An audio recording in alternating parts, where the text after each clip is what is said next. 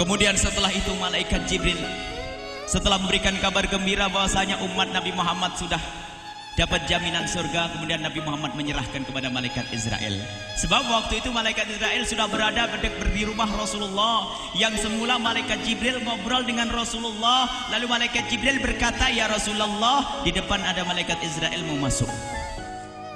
Kata Rasulullah, "Boleh masuk, silakan." Kemudian malaikat Israel mengucapkan salam, dan setelah mengucapkan salam, malaikat Israel menawarkan, "Ya Rasulullah, aku disuruh oleh Allah untuk mencabut nyawamu atau membiarkan engkau." Dalam riwayat, aku disuruh oleh Allah untuk memberikan pilihan kepadamu, al-baqa' fid dunya, tetap di dunia, atau ar-rafiqal a'la, atau dengan Allah. Nabi Muhammad menjawab, ar-rafiqal a'la, dengan Allah. Kemudian setelah itu Nabi Muhammad berdoa agar umatnya selamat. Setelah ada jaminan umatnya selamat, malaikat Israel, "Sudahlah, cabut nyawaku kalau memang sudah waktuku." Mulailah Nabi Muhammad dicabut nyawa beliau oleh malaikat Israel. Dan di saat Nabi Muhammad mulai dicabut nyawa beliau oleh malaikat Israel, Nabi Muhammad mengatakan, mahadha, apa ini wahai Israel? Malaikat Israel kemudian menjawab, "Ya Rasulullah, itu adalah sakaratul maut, itu adalah sakitnya di dalam kematian." Kemudian Nabi Muhammad mengangkat tangannya sambil berucap, "La ilaha illallah, inna lil mauti la sakarat." Tidak ada Tuhan selain Allah, sungguh di dalam kematian ada sakitnya, sakit kematian, yaitu sakaratul maut. Kemudian Nabi Muhammad memohon, "Ya Allah, Allahumma khaffif alayya sakaratul maut." Ya Allah, ringankan sakaratul mautku ini, ya Allah. Dijawab oleh malaikat Israel, "Ya Rasulullah, itu sudah aku ringankan 70 kali." Nabi Muhammad menoleh, "Apa malaikat Israel? Sudah kau ringankan 70 kali keringanan?" "Iya ya Rasulullah, sungguh aku tidak pernah mencabut seorang hamba lebih lembut dari cara mencabut nyawamu. Ini sudah aku ringankan 70 kali. Setelah itu justru Nabi Muhammad menangis, "Israel, 70 kali rasanya masih sakit." "Iya ya Rasulullah, memang itu sakaratul maut." "Lalu bagaimana engkau mencabut umatku, wahai Israel?" Allah, yang diingat siapa? Umat. Kalau engkau mencabutku dengan ringan seperti ini masih sakit, bagaimana engkau mencabut umatku, ya Israel? Dijawab oleh malaikat Israel, "Umatmu manusia biasa, ya aku cabut." "Ya Rasulullah, begitu saja." "Ya sudah, begitu." Nabi Muhammad menangis. Tiba-tiba Nabi Muhammad mengangkat tangan dan memohon kepada Allah, Allah, inna lil mauti la sakarat, la ilaha illallah, inna lil mauti la sakarat. Sungguh di dalam kematian ada sakaratul maut. Allahumma khaffif ala ummati sakarat maut. Ya Allah, ringankan dari umatku sakaratul maut. Wa thaqqil alayya, dan bebankan kepadaku. Sampai tidak sadar doanya Nabi Muhammad seperti itu. Thaqqil alayya itu doa cinta. Seorang ibu yang pernah punya anak itu, lihat kalau doa Rasulullah ini masih dilakukan. Bagaimana Rasulullah bisa doa begitu? Itu bahasa cinta yang tidak bisa diterjemahkan dengan oleh akal. Seorang ibu kadang-kadang, ibu yang di belakang, ibu mau dikasih sakit oleh Allah?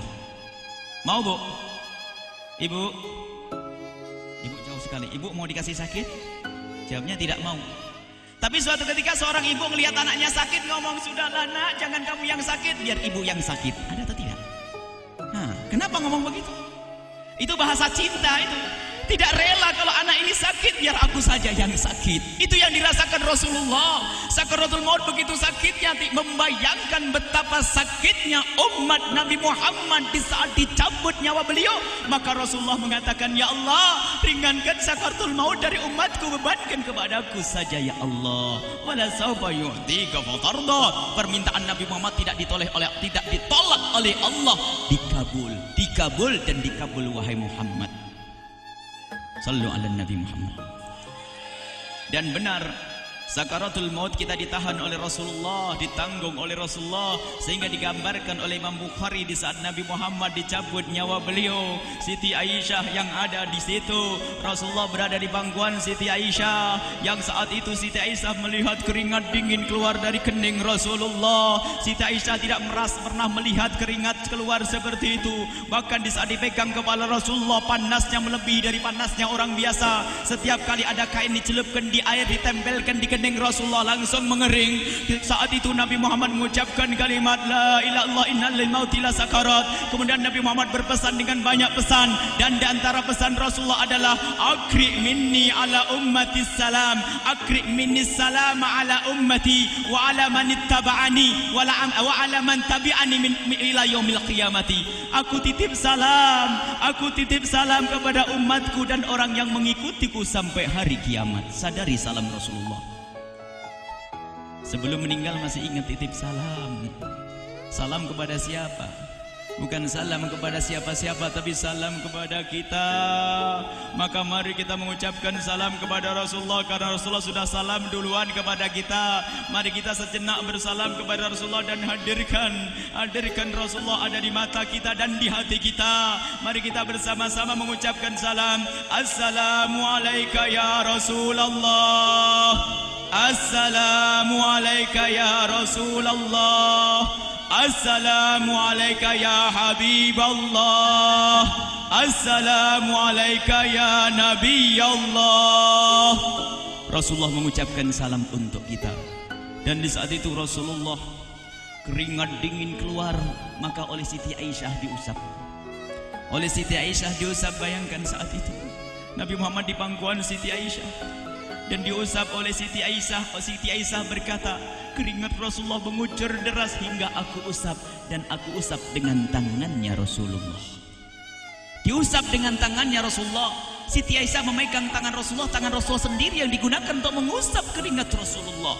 Sahabat bertanya, Aisyah, kenapa harus dengan tangan Rasulullah tidak dengan tanganmu? Lihat jawab Siti Aisyah, karena tangan Rasulullah lebih lembut dari tanganku. Sallu ala Nabi Muhammad. Masih sempat nyanjung itu sahabat Nabi. Dalam keadaan begitu masih menyadari kelembutan tangan Rasulullah, jasad Rasulullah, kemuliaan Rasulullah sallallahu alaihi wasallam. Dan aku lebih menginginkan bahwasanya yang menyentuh jidat Nabi Muhammad adalah tangan yang paling mulia di dunia dan di akhirat. Siti Aisyah enggak berani menyentuhkan. Pengennya yang disentuhkan di kening Rasulullah adalah tangannya Rasulullah sallallahu alaihi wasallam. Kemudian setelah itu Nabi Muhammad merasakan sakit yang sangat untuk kita. Kemudian Nabi Muhammad mengangkat tangan tinggi-tinggi mengucapkan la ilaha illallah inna lil mauti lasakarat. Tiba-tiba tangan itu semakin turun dan ditangkap oleh Siti Aisyah. Dan di saat tangan itu jatuh di tangan Siti Aisyah, kemudian tiba-tiba paha Siti Aisyah merasakan berat kepala suci Rasulullah. Dan saat itu Siti Aisyah sadar bahwasanya Rasulullah sudah kembali kepada Allah Subhanahu wa taala. Sallu ala Nabi Muhammad. Siti Aisyah bingung di saat melihat seperti itu. Ditaruh pelan-pelan wajah Rasulullah, sambil menangis lalu berkata, Rasulullah sudah meninggal. Para sahabat Nabi pada bingung. Sayyidina Ali tiba-tiba terduduk, nggak bisa berdiri. Sayyidina Uthman nggak bisa ngomong. Ada orang Sayyidina Zaid berkata, aku baru melihat Rasulullah. Setelah ini aku tidak mau melihat lagi selain Rasulullah. Ya Allah, butakan mataku. Aku tidak ingin aku kotori mataku dengan selain Rasulullah. Dan dibutakan oleh Allah. Bermacam-macam kejadian saat itu. Madinah heboh luar biasa dengan meninggalnya Rasulullah sallallahu alaihi wasallam. Dan sungguh meninggalnya Nabi Muhammad adalah menghidupkan hati yang mati kalau orang faham.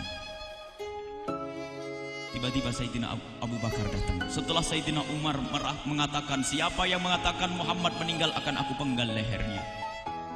Jangan seperti orang-orang Nabi Muhammad sekarang lagi pergi seperti waktu Musa pergi kepada Tuhannya, kepada Allah, nanti akan kembali kepada kita. Muhammad belum meninggal. Ini adalah karena kecintaan Sayyidina Umar bin Khattab, tidak ingin Nabi Muhammad pergi. Tiba-tiba datang Sayyidina Abu Bakar As-Siddiq lalu masuk ke kamarnya Rasulullah, lalu masuk kepada Rasulullah, kemudian mengecup kening Rasulullah, dan Sayyidina Abu Bakar berkata, ya Rasulullah, tibta hayyan wa mayyita. Ya Rasulullah, engkau tetap harum dalam keadaan hidup dan harum setelah meninggal dunia. Sallu ala Nabi Muhammad. Hingga sampai setelah hari besoknya meninggal Rasulullah, Senin sore, Selasa malam, Rabu dikubur Rasulullah sallallahu alaihi wasallam.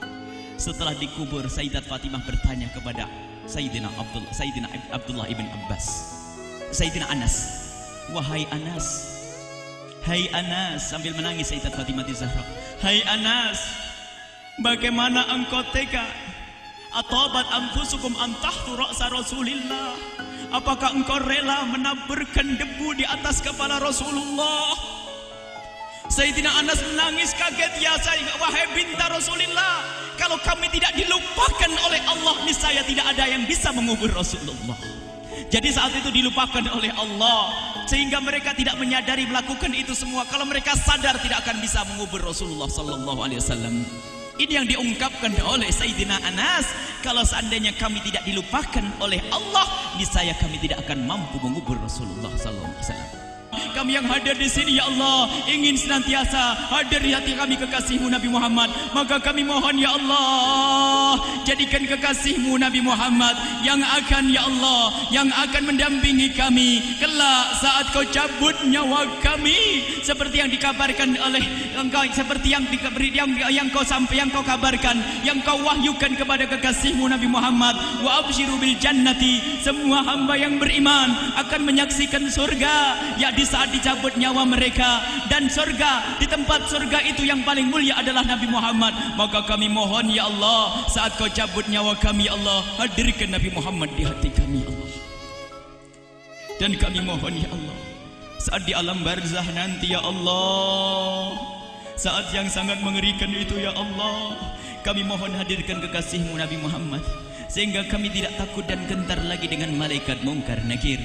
Dan ya Allah, kami mohon di saat di padang mahsyar nanti, ya Allah, hadirkan kekasih-Mu Nabi Muhammad. Jadikanlah kekasih-Mu Nabi Muhammad yang akan menemani kami dan akan membonceng kami, membawa kami ke telaga Kausar. Lalu kami diberi air minum dari air telaga Kausar hingga kami tidak akan haus selama-lamanya. Ya Allah, jadikan kekasih-Mu Nabi Muhammad yang akan menemani kami di saat kami menyeberang Siratal Mustaqim hingga kami tidak akan terjerumus ke neraka jahanam. Dan jadikan kekasih-Mu Nabi Muhammad yang akan kami saksikan setiap saat di surga-Mu, ya Allah. Ya Allah, jadikan kekasih-Mu Nabi Muhammad yang senantiasa, ya Allah, kami lihat kelak di surga.